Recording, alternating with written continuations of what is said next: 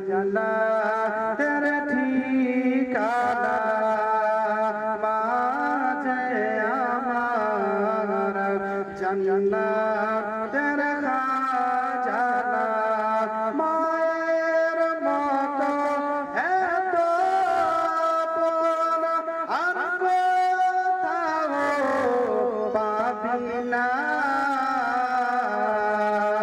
মাঝে আমার জান্নাতের ঠিকানা মাঝে আমার জান্নাতের খাজানা গর্বে ধারণ মা জননী কত কষ্ট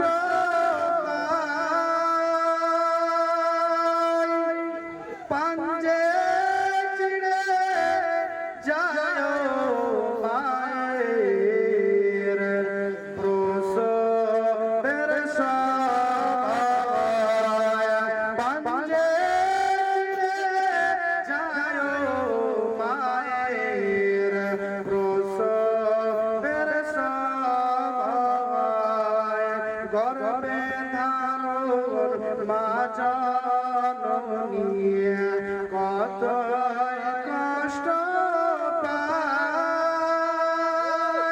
পাঞ্জে চিড়ে যায় মায়ের প্রসবের সময়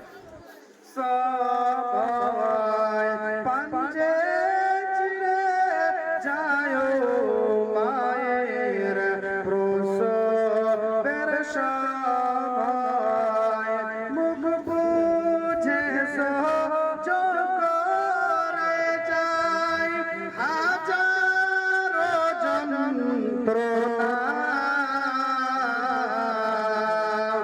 মাঝে আমার জান্নাতের ঠিকানা মাঝে আমার জান্নাতের খাজানা বন্ধুগণ আমার আমাদেরকে দুনিয়া ছেড়ে চলে যেতে হবে বাবারে দুনিয়া ছেড়ে চলে যেতে হবে যদি আমরা মুসলমান হই যদি আমরা ভালোভাবে ইমানদার হতে পারি তাহলে তোমার আমার মরণটা বড় চমৎকার হবে সে ছেলে হোক বা মেয়ে যদি তোমরা পরেশগার মুত্তাকি হতে পারো যদি তোমরা পরেশগার মুত্তাকি হতে পারো মুত্তাকি কাদেরকে বলা হয় মুত্তাকি তাদেরকে বলা হয় যারা অন্তরের মধ্যে আল্লাহর ভয় নিয়ে চলাচল করে যারা সর্বক্ষণ অন্তরে আল্লাহর ভয় রাখে তাদেরকে মুত্তাকি বলা হয় আল্লাহ রাব্বুল আলামিন বলেন ও আমার বান্দা বান্দীরা শুনো যদি তোমাদের মধ্যে যদি তোমাদের সাপোর্টে দুনিয়ার কোনো প্রধান না থাকে কোনো অসুবিধা নাই কোনো এমপি না থাকে অসুবিধা নাই কোনো ডিসি না থাকে অসুবিধা নাই কোনো পীর সাহেব না থাকে কোনো অসুবিধা নাই কোনো হাফিজ সাহেব না থাকে কোনো অসুবিধা নাই যদি দুনিয়ার কেউ তোমাদের সঙ্গে না থাকে আল্লাহ রাব্বুল আলামিন বলেন তোমরা শুধু আমি আল্লাহর ভয়টুকু তোমাদের অন্তরের মধ্যে রাখো আল্লাহ রাব্বুল অন্তরের মধ্যে রাখো আল্লাহ রাব্বুল আলামিন কোরআন শরীফের মধ্যে বলেন ওয়া আলামু আন্নাল্লাহা মাআল মুত্তাকিন তোমরা যদি আমি আল্লাহর ভয়টুকু অন্তরে রাখতে পারো তোমাদের সাপোর্টে যদি পৃথিবীর কেউ না থাকে আমি আল্লাহ মুত্তাকিনদের সঙ্গে রয়েছি জোরে জোরে বলেন সুবহানাল্লাহ সর্বক্ষণ আল্লাহকে ভয় করে চলতে হবে তবে যদি আমরা প্রকৃত মুসলমান হতে পারি যদি আমরা প্রকৃত ঈমানদার হতে পারি আমাদের মরণটা বাবা খুব সুন্দর হবে হযরত ইব্রাহিম খলিলুল্লাহ আল্লাহর একজন পয়গম্বর নবী হযরত ইব্রাহিম খলিলুল্লাহ বলেন আমি একদিন মালিকুল মউতকে প্রশ্ন করলাম মালিকুল মউত গো তুমি যে রূহটা কবজ করো তুমি কোন রূপে ভালো মানুষের রূহটা কবজ করো তুমি আমাকে দেখাও তুমি রূপে খারাপ মানুষের রূহটা কবজ করো তুমি আমাকে সেই রূপটাও দেখাও আজরাইল মালিকুল মউত ইব্রাহিম খলিলুল্লাহ নবীকে রূপটা যেন দেখাতে শুরু করলেন, এমন একটা ভয়ানক রূপ ধারণ করলেন, এমন একটা ভয়ানক রূপ ধারণ করার পরে বললেন, হে ইব্রাহিম খলিলুল্লাহ, হে আল্লাহর নবী, আমি এই ভয়ানক রূপ দিয়ে বেঈমানদের, বেকাফেরদের, যারা মুসলমান না, যারা ঈমানদার না, খারাপ মানুষদের রূহ আমি এই রূপে এই ধরনের এই সকলে আমি তাদের রূহটাকে কবুল করি। ইব্রাহিম খলিলুল্লাহ ডাক দিয়ে বলেন, মালিকুল মউত, তোমার জন্য এত ভয়ানক রূপ, তুমি এত ভয়ানক রূপ ধরতে পারো, যে ব্যক্তিটার রূহ তুমি কবুল করবে, তোমার মুখ দেখাটাই সবচাইতে বড় আযাব, আর চাইতে বড় আযাব তার জন্য কিছু হতে পারে না। কত ভয়ানক রূপ ধরবেন। রূপটা যখন ধরলেন তো ইব্রাহিম খলিলুল্লাহ বললেন, তুমি যে এই রূপে যার রূহটা কবুল করবে, তার জন্য এই রূহ দেখাটা, এই সকল দেখাটাই হলো সবচাইতে বড় আযাব, তার চাইতে বড় আযাব তার জন্য কিছু হতে পারে না। এত ভয়ানক রূপ। ইব্রাহিম খলিলুল্লাহ বললেন, তুমি ভালো মানুষের রূহটা কেমন ভাবে কবুল করো, সেই রূপটাও আমাকে দেখাও।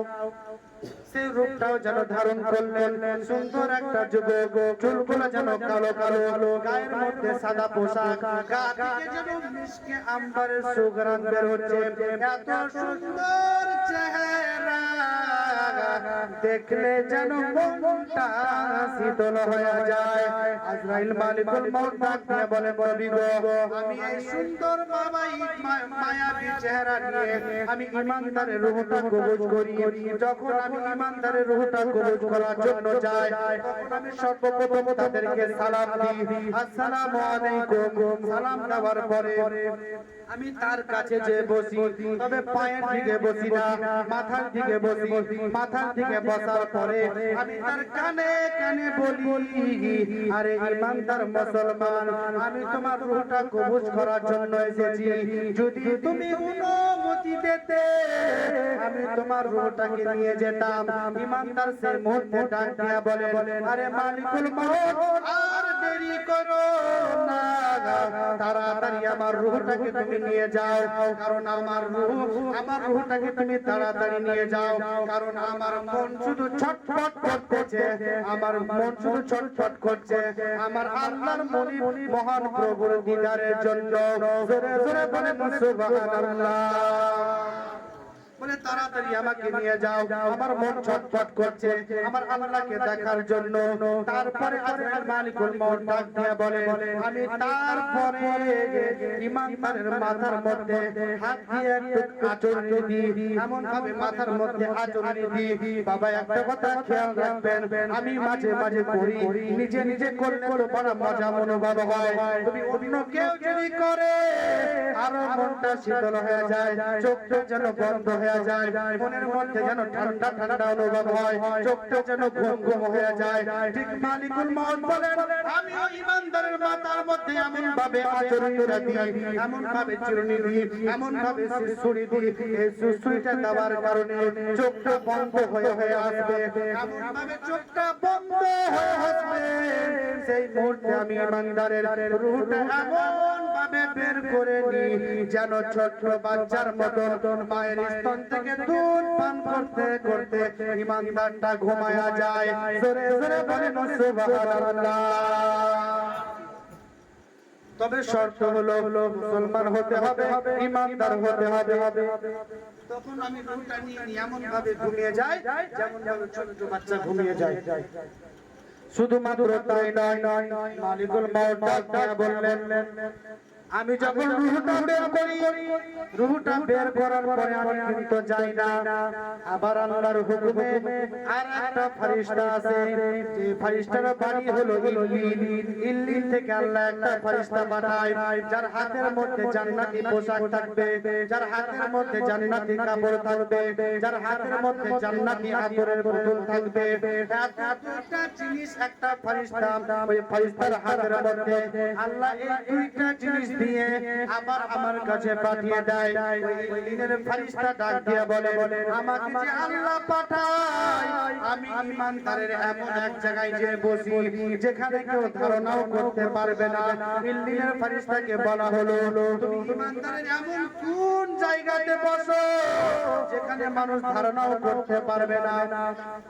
ইল্লিনের ফেরেশতা ডাক দিয়ে বলে, আমি ঈমানদারের এমন এক জায়গায় গিয়ে বসি, দুই চোখের মিলিলে নাকের উপরে কপালের নিচে যেখানে মেয়েরা টিপ পড়ে, এমন এক জায়গায় যে বসি, এইখানে আমি ঈমানদারের এই জায়গাতে যে বসি আর আমি অপেক্ষা করি কখন ঈমানদারের রূহটা কবজ করবে।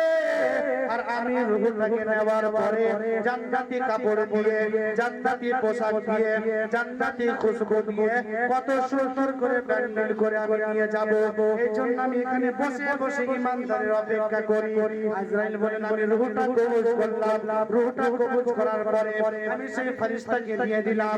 ওই ফেরেশতা আবার রূহটাকে সুন্দর করে জান্নাতি কাপড় দিয়ে, জান্নাতি খুশবু দিয়ে ভালো করে প্যান্ডেল করে আবার ফেরেশতার সাথে নিয়ে, ফেরেশতাকে নিয়ে ওই রূহটাকে নিয়ে ফেরেশতা ইল্লিনের মধ্যে চলে যায়। জোরে জোরে বলেন সুবহানাল্লাহ। ইল্লিনের মধ্যে নিয়ে চলে যায়। চলে গেল ইল্লিনে নেবার পরে আবার আমাদেরকে দুনিয়ার বুকে গোসল কাফন শুরু হয়ে গেল। তাড়াতাড়ি করতেছি। এখন আসছে বলল মৌলভী সাহেব আসছে, কেউ আসছে বলে প্রধানমন্ত্রী আসলো, কেউ আসছে বলে মুখ্যমন্ত্রী আসলো। এখন হলাম মৌলভী সাহেব। যতক্ষণ রূহ খানটা আমার মধ্যে আছে, যতক্ষণ আমার জীবন আছে, ততক্ষণ বলবে আমাকে মৌলভী।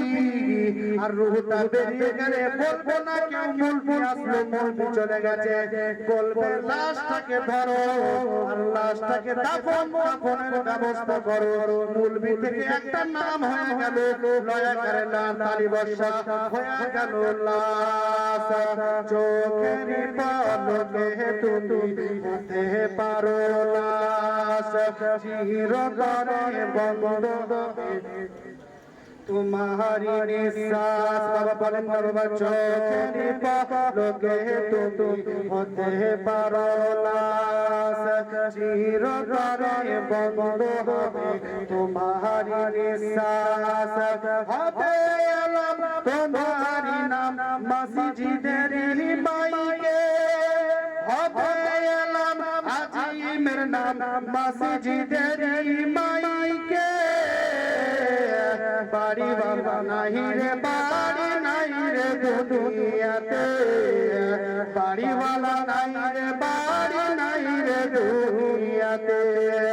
চোখের পলকে তুমি হতে পারো লাশ, চিরতরে বন্ধ হবে তোমারি নিঃশ্বাস। হবে আলম তোমারি নাম মসজিদের মাইকে, হবে আলম মুতাহার নাম মসজিদের মাইকে। বাড়িওয়ালা নাহি রে, বাড়ি নাই রে দুনিয়াতে, বাড়িওয়ালা নাই রে, বাড়ি। যাদের সাথে থাকতে তুমি ছিল বাহাদুরি, ভাবনি হাওয়ায় উড়া তুমি যে রঙিন ঘুরি। যাদের সাথে চলতে তুমি ছিল বাহাদুরি, ভাবনি হাওয়ায় উড়া তুমি যে রঙিন ঘুরি। সুতোটা দিলে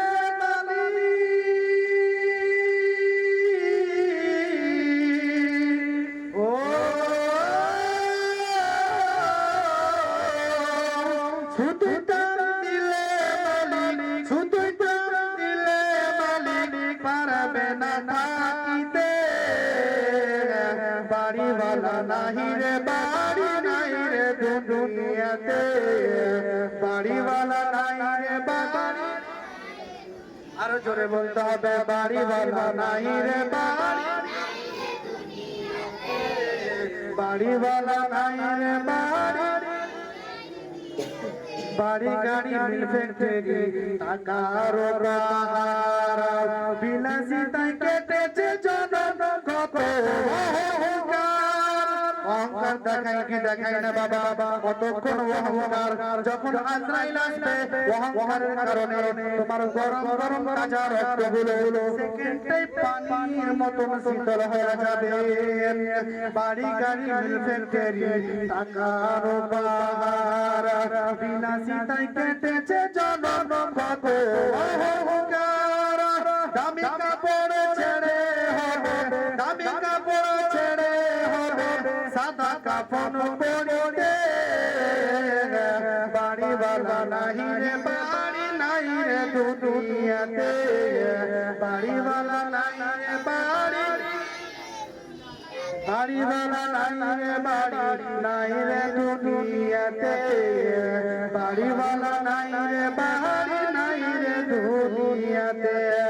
সবার সাথে চলতে তুমি থাকতে দিবানিসি, জানা যায় শরীর হবে তোমার প্রতিবেশী। সবার সাথে চলতে তুমি থাকতে দিবানিসি, জানা যায় শরীর হবে তোমার প্রতিবেশী। স্বজনেরা নিয়ে যাবে, স্বজনেরা নিয়ে যাবে তোমাকে পালকিতে। বাড়িওয়ালা নাহি রে বাড়ি নাই রে দুনিয়াতে, বাড়িওয়ালা নাই রে বাড়ি নাই রে দুনিয়াতে। চোখের পলকে তুমি হতে পারো লাশ, চিরতরে বন্ধ হবে তোমার নিঃশ্বাস। হবে আজিমের নাম মসজিদের মাইকে, হবে আজিমের নাম মসজিদের মাইকে। বাড়িওয়ালা নাহি রে বাড়ি নাই রে দুনিয়াতে, বাড়িওয়ালা নাই রে বাড়ি নাই রে দুনিয়াতে। আল্লাহুম্মা সাল্লি আলা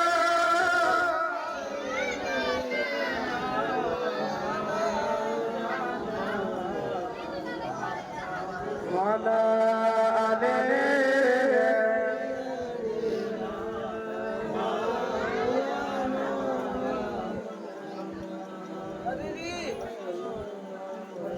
মুহাম্মাদিন সাল্লু আলা